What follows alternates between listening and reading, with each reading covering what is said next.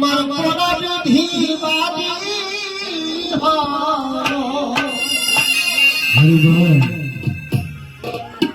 তোমায় ভসতে দিল না,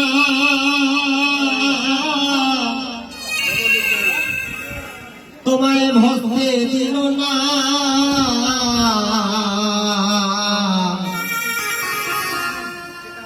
তোমায় ডাকতে কেন নয়ন ঝরে না।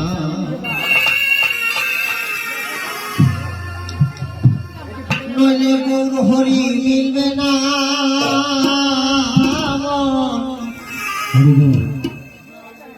দয়াল হরি চাঁদ মিলবে না।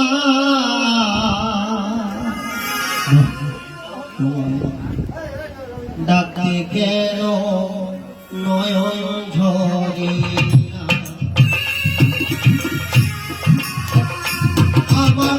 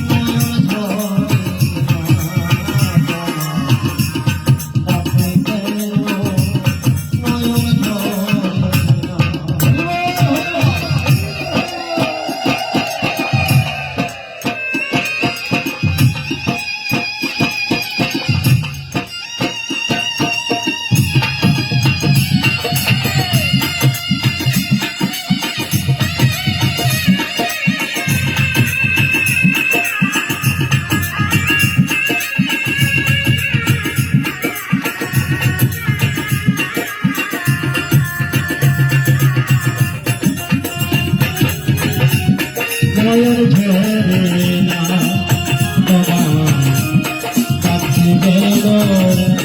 নয়ন ঝরে না।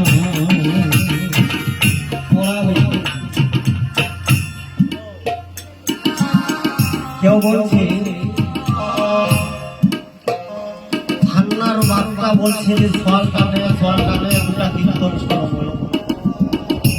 কেউ কয় বাচ্চার কাছে ভালো করে নিচ্ছে ওই দুটা গান শুনে পাবে। কেউ কয় আমি খালি কীর্তন শুনলাম গাওয়া দেওয়ার না, ওখানে বলে সবাই পাবো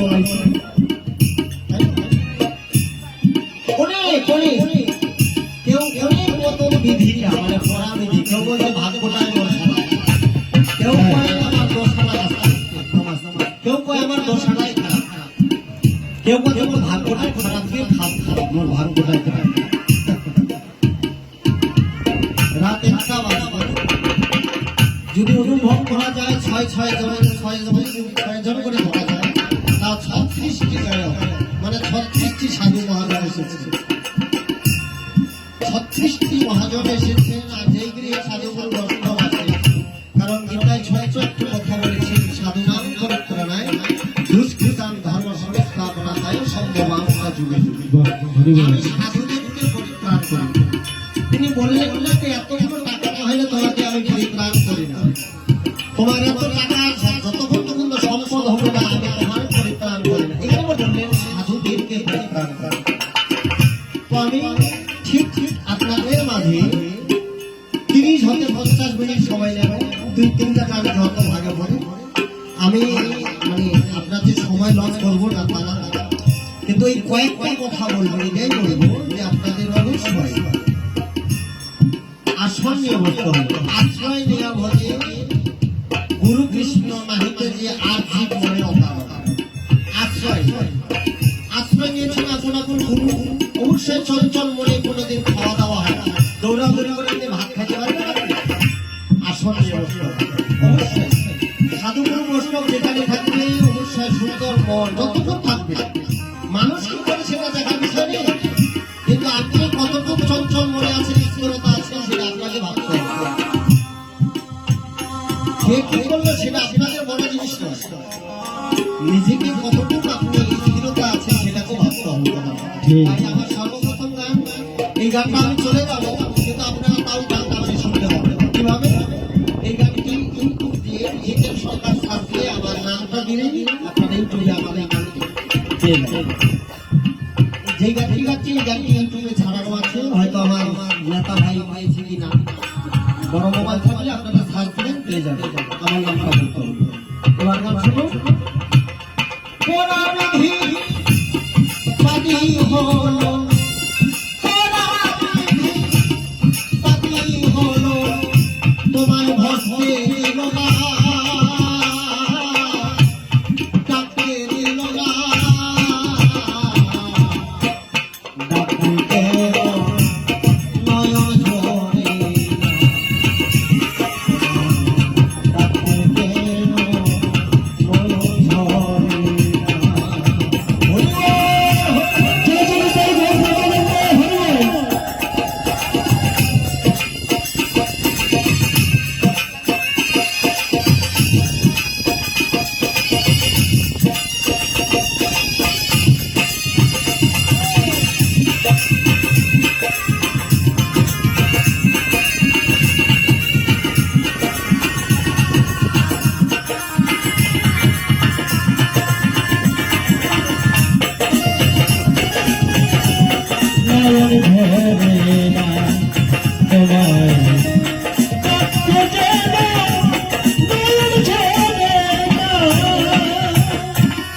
প্রতিটি কথা শোনাবে, ময়দান কি বলবে? তোমার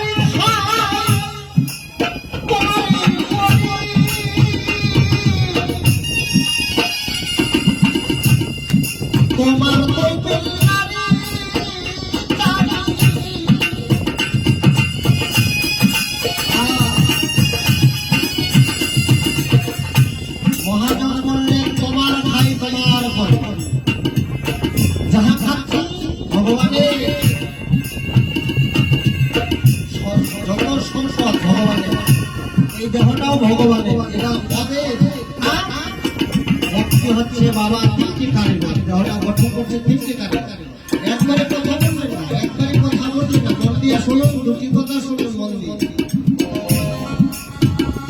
তোমার ভাই তোমার বই, তোমার কৌমি নারী চারি, মায়ের একটি অংশ 4টি অংশ, বাবার 4টি অংশ, পূর্ণ 10, 18 টাকা মানত্ব খেয়েছে মহারস। মায়ের অংশ হচ্ছে নাম, চর্ম, নখ এবং চুল, এটা হলো মায়ের অংশ। আপনাদের দ্বারা তৈরি হয়েছে নখ, নখ, চামড়া এবং চুল, এটা হচ্ছে মায়ের অংশ। বাবার অংশ হচ্ছে মেদ, মেদ মানে ভিতরে যে মেদ, হাড়, চিমুনি, মগজ, এটা হচ্ছে বাবার অংশ।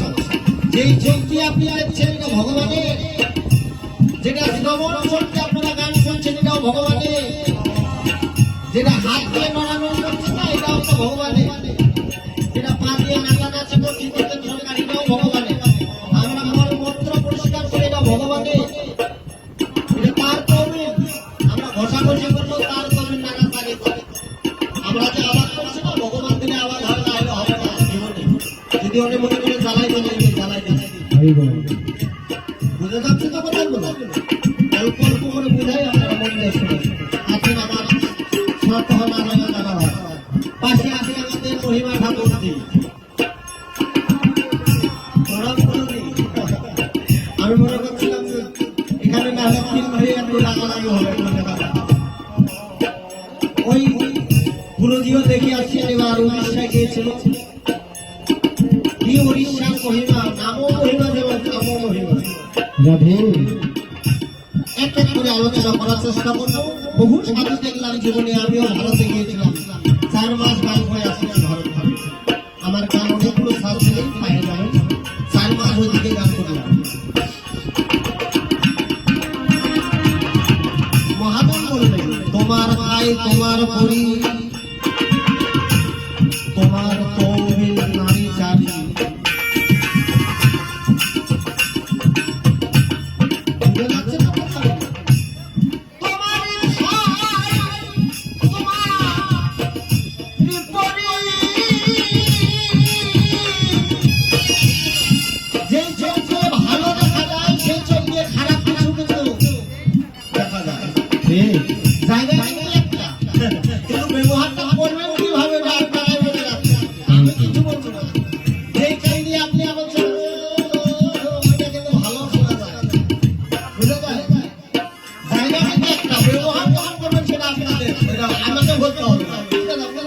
তাই তো মন কিভাবে পরিষ্কার পরিচ্ছন্ন করবেন সেটা করবেন কি করবেন না তাও আপনাদের, এটা আমাকে আর বলতে হবে না। যেই চোখে কিন্তু খারাপ দেখা যায় ভালো দেখা যায় জায়গায়, যে কাজে খারাপ কথা শোনা যায় সেই কাজে ভালো কিন্তু বলা যায়।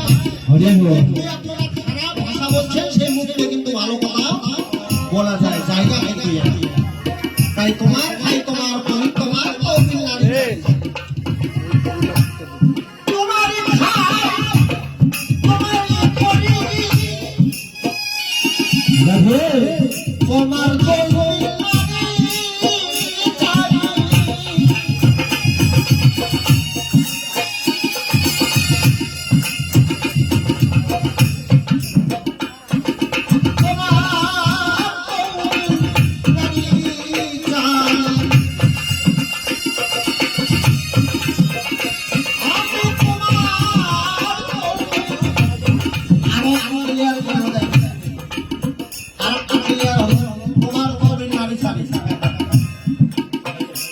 নিজের সঙ্গে পাওয়ার নেই। ওই যে দাদা অনেক ভুল হলো, খুঁজো রে মন আপন ঘরে মানুষ কঞ্জনারে মন মানুষ কঞ্জনা। আপনারা যাকে মানুষ ভাবছেন সেটা মানুষ কিন্তু না। আমি বলছেন আমার দাদু কথাই বলছেন, আমার বাউল গানের গুরু তত্ত্ব বাউল সম্রাট করুণেশ্বর মহন্ত, তিনি 2,27,000 বাউলের যিনি সম্রাট, তার গুরু অমূল্য রতন সরকার 26 পরগনা 2021 সালে তিনি মারা গেছেন। উনি কথাটা বলছেন, হুজুরে মন আপন ঘরে মানুষ কঞ্জনারে মন মানুষ কঞ্জনা, হাড়ে মাংস দেহ গড়া তোমার দেহ কিন্তু মানুষ না। এরা চুল না চামড়া, এরা মোবাইল, এরা চোখ, এরা নাক, এরা ভুল, এরা দাঁত, এরা বলে মুখ, এরা বলে হাত, এরা বলে পায়ে, এরা বলে চামড়া, এটা বলে পয়ধর, এটা বলে লিঙ্গ, এটা বলে অবস্থ, তাহলে মানুষ কোনটা? তাই না? তিনি মহাজন করলেন হুজুরে মন আপন ঘরে মানুষ কঞ্জনারে মন মানুষ কঞ্জনা, হাড়ে মাংস দেহ গড়া তোমার দেহ কিন্তু মানুষ না। এবার মহাজন আরো কি বললেন? নীরব হয়ে থাকবে এ ঘর। যেদিন মানুষটা চলে যায়, বাবা যখন চলে যায়, সেদিন যদি বলতে রমেশ আমি লিখেছি তোমার বেটি শিউলি, শুনবেন। যদি বলে বাবা তোমার রাজকুমার ছেলে যাচ্ছে শুনবেন। কেন? নীরব হয়ে থাকবে এই ঘর।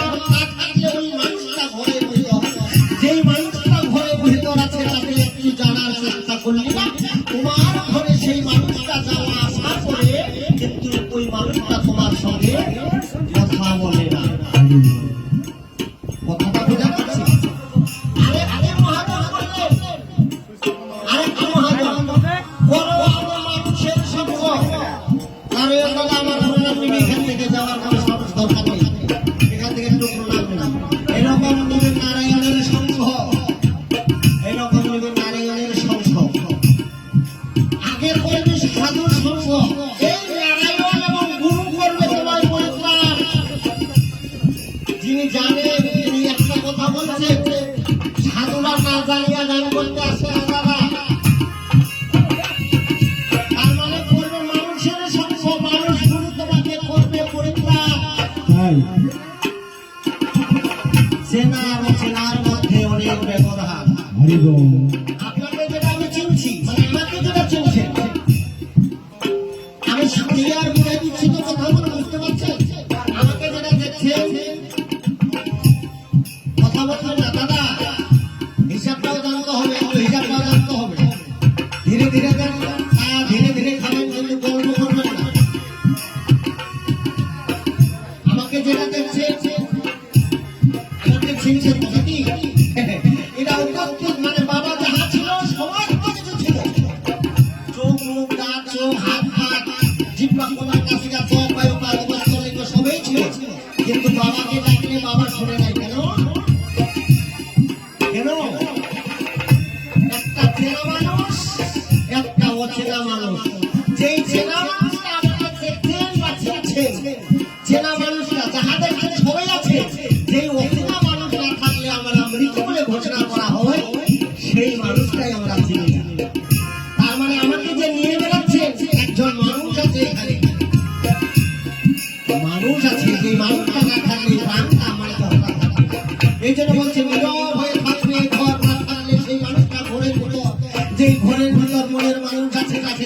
চেষ্টা করলি না, ওই মানুষটা তোমার ঘরে যাওয়া আশা করে কিন্তু তোমার সঙ্গে সে কথা বলে না। ঠিক বলছে কোন মানুষের সঙ্গ মানুষ তুমি তোমাকে করবে পরিত্রাণ, অর্থাৎ যে মানুষটাকে চেনা অচিন মানুষটাকে চিনিয়ে দেবে সেই মানুষটাই হচ্ছে আপনার গুরু। হরি বল যে মানুষটা ঘরের ভিতর যাওয়া আশা করে ওই মানুষটা না থাকলে অচেনা বলে মৃত্যু করে ঘোষণা করে সেটা হলো অচিন মানুষ। তাই করতে হবে গুরুর সঙ্গ মানুষের সঙ্গ মানুষ করবে তোমাকে পরিত্রাণ। তাহলে এটা কোথায় পাবেন? স্কুলে পাবেন, কলেজে পাবেন, দুপুর জানি স্কুলের মাঠে পাবেন না। সাধু সঙ্গ করতে হবে।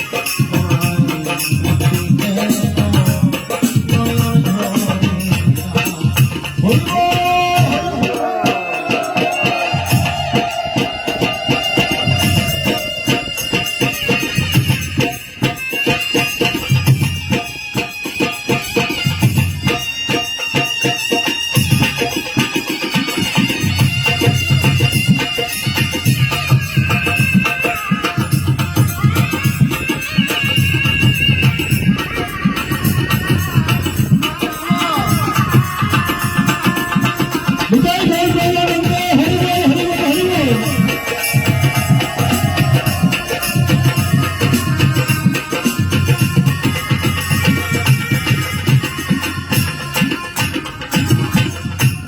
ভাই বন্ধু দ্বারা সুত কেউ নেই তাহার মতো।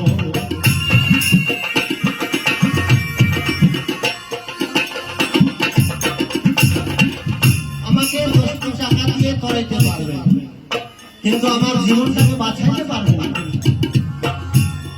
আমাকে টাকা দিয়ে সাহায্য করতে পারবে কিন্তু আমার হাত যদি পড়ে যায়, আমার পা যদি পড়ে যায়, চোখ ছবি চলে যায়, শুনতে আপনি আরো করতে পারবেন 15 দিন 20 দিন 1 মাস কলিতে যত শুরু বুদ্ধি থাকলে নাই বলে কেউ বা বলে কলিতে দুঃখ আছে।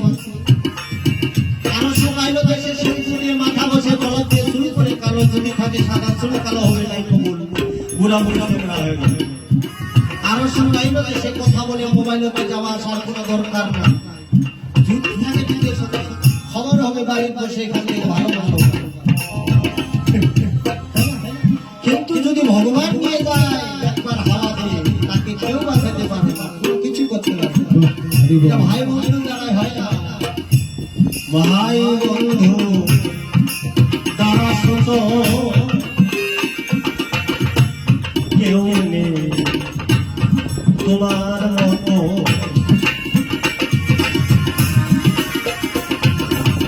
আমি যেখান থেকে এসেছি ওইখান থেকে নারায়ণরাও এসেছে, ওই মহিমা ঠাকুর এসেছে, আপনারাও এসেছেন, ওই প্রধানমন্ত্রীরাও এসেছে, সতীশ বাবুও এসে সেখান থেকে। খালি কর্মটা খালি কর্ম খালি কর্ম।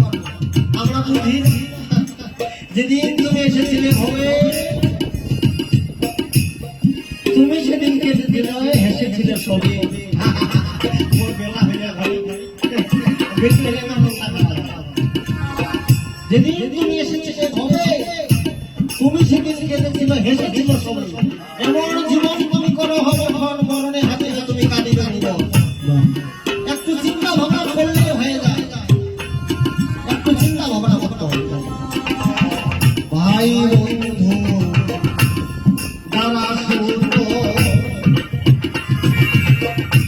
কেউ তোমার মতো আমি হলাম না তোমার গুরুবর্গ। হলাম না তোমার গুরুর মতো,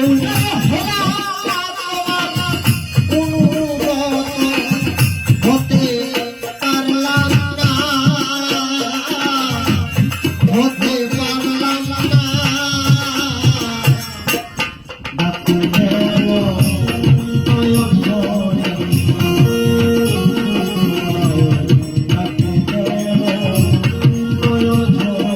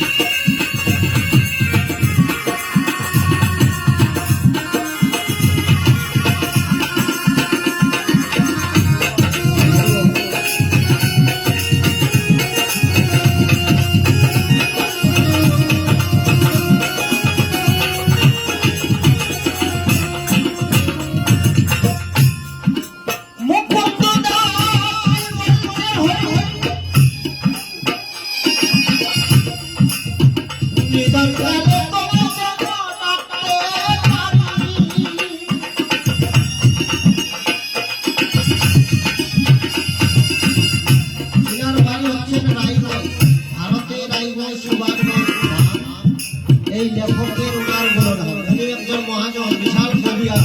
উনার বিশাল একটা মূর্তি ছবি রাখানো আছে সুভাষ বাবু। আর উনার হিসাবে যখন আমি এই গানটি গাই, আমাকে বলছিল মুকুন্দ বসার গান না জানলে তোমাকে গান গাইতে হবে। সেখানে এই গানটি আমি দিয়েছিলাম, মুকুন্দ বসার গান। তাহলে কত কমন জানতে হবে। 3000 গান ছাড়া মুখান্ত করলাম, মুকুন্দ বসার গান জানি না। আর আমাকে বলছে মুকুন্দ বসার গান না জানলে তোমাকে স্কুলে দিতে দেবে। যেই লেখক তিনি একজন কবিয়া ছিলেন, বড় মহাজন। মুকুন্দ দাস জীবন বলে হরি, নিতান্তরে কোনো যেন ডাক্তারে পাবি হরি বল। মুকুন্দ দাস জীবন বলে হরি,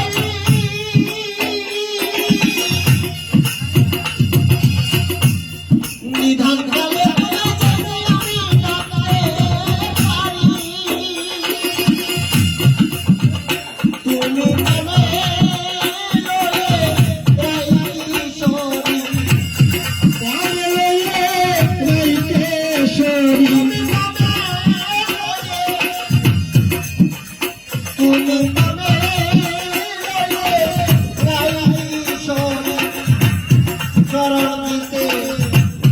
ভুলো না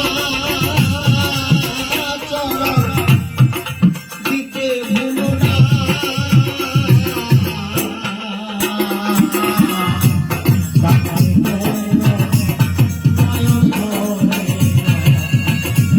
নইলে কোন হরি মিলে না ঠাকুরা, নইলে হরি মিলে না। ডাকি দেব নয়ন ভরে, নয়ন ভরে। হরি বল, হরি বল, হরি বল।